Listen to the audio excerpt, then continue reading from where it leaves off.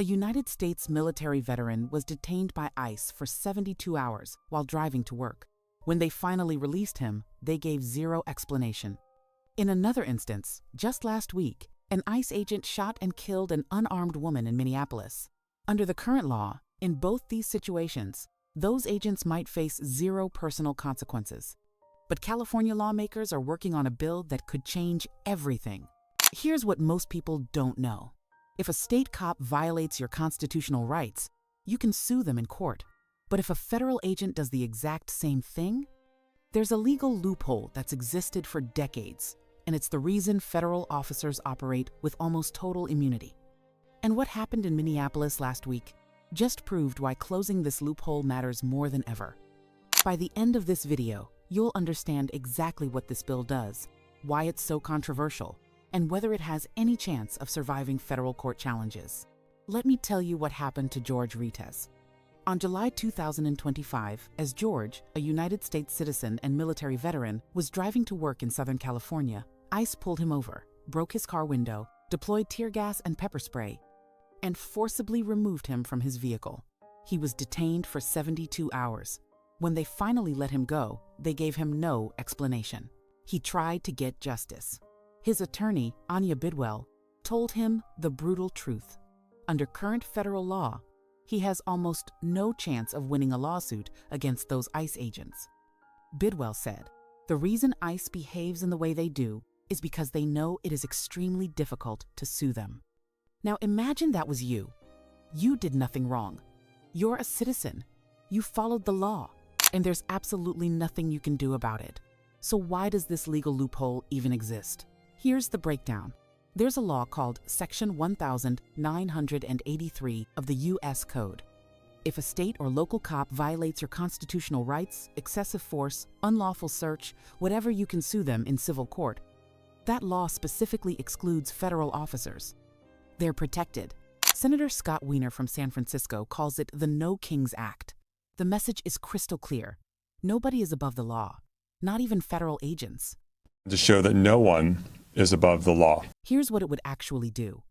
If SB 747 passes and becomes law, Californians could sue federal officers in state courts for constitutional violations the same exact way you can already sue state cops. It's not adding brand new requirements. It's not creating extra regulations. Wiener explained, "We're simply saying you have to follow the U.S. Constitution, and there is precedent for this." Supporters say this isn't radical, it's basic accountability. Senator Josh Becker from Menlo Park said during the hearing, "We are not breaking radical new ground here. We are closing a loophole." Senator Susan Rubio from Baldwin Park added, "This is not an attack on law enforcement. This bill is not anti-law enforcement. This bill is pro-Constitution, pro-accountability, and pro-public trust." But here's where it gets interesting. The Trump administration opposes this. So do some state law enforcement groups, and their reasoning might surprise you. The main argument against SB 747? Federalism.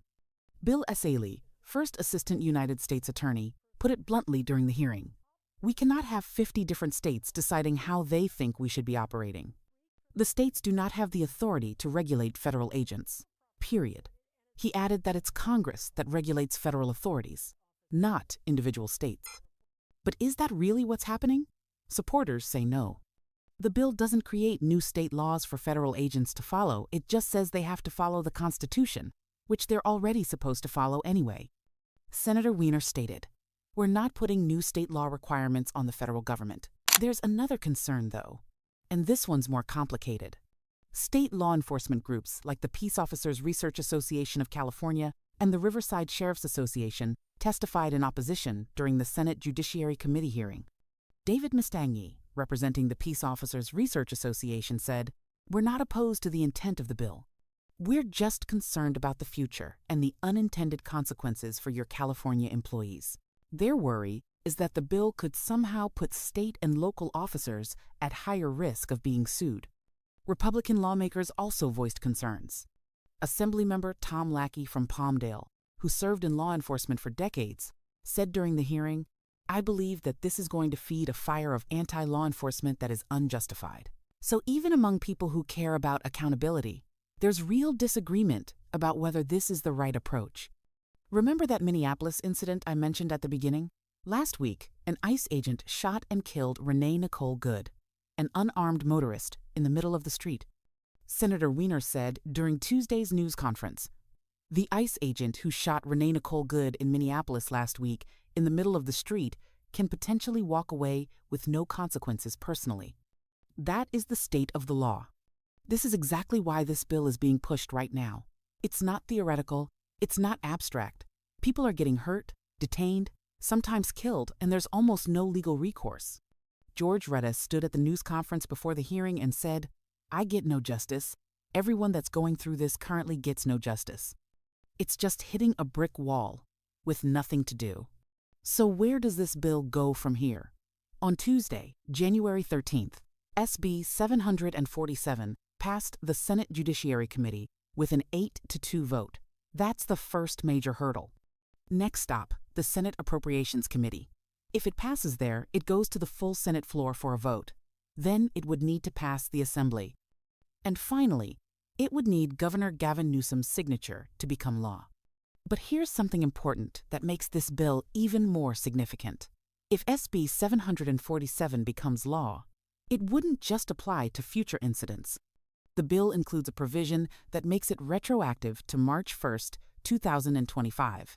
That means cases like George Rettes's detention in July 2025 could potentially be eligible for lawsuits under this new law. That retroactive date could open the door to lawsuits over recent enforcement actions that have already happened. Now, Senator Wiener isn't new to challenging federal immigration enforcement in California. He's also the author of another controversial bill called the No Secret Police Act. That law bans law enforcement officers, including ICE agents, from wearing masks while on duty. It was supposed to become law on January 1st, but it's currently stuck in legal limbo. Why? Because the Trump administration challenged it in federal court. That case is expected to be heard Wednesday in federal court in Los Angeles. This is important context because it shows you the pattern. Even if SB 747 passes the California Legislature and gets signed by the governor, it's almost guaranteed to face a federal court challenge. The Trump administration has already shown it's willing to sue California over laws that restrict federal immigration enforcement. This bill would likely face the same fate. And that brings us to the bigger question. Is this even constitutional? Can states create laws that allow their residents to sue federal officers in state courts? That's the legal battle that would likely end up in federal appeals courts, and possibly even the Supreme Court. Legal experts are divided on this. Supporters point to precedent and argue that states have authority to enforce constitutional rights in their own courts. Opponents argue it violates federal supremacy and would create chaos if all 50 states had different standards for federal agents. Civil liberties advocates say the current system leaves victims with nowhere to turn. Anya Bidwell from the Institute for Justice, who represents George Rettes, said, "If this were state or local officials, we would be in court right now." She also pointed to recent rhetoric from federal officials, saying, "You heard J.D. Vance. You heard Stephen Miller. They're all walking around saying that federal officials have absolute immunity, that they have federal immunity. So go ahead and do your worst." This is important context because it shows you the pattern.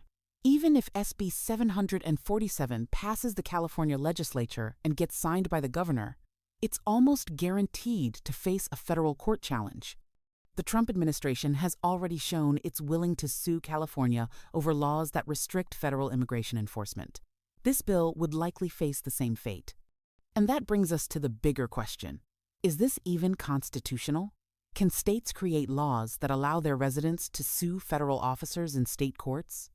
That's the legal battle that would likely end up in federal appeals courts and possibly even the Supreme Court. Legal experts are divided on this. Supporters point to precedent and argue that states have authority to enforce constitutional rights in their own courts. Opponents argue it violates federal supremacy and would create chaos if all 50 states had different standards for federal agents. Whether you support stricter immigration enforcement or not, the core question here is about accountability. Should anyone be above the law? Should federal agents be able to violate constitutional rights without facing personal consequences? Please let me know your thoughts in the comments.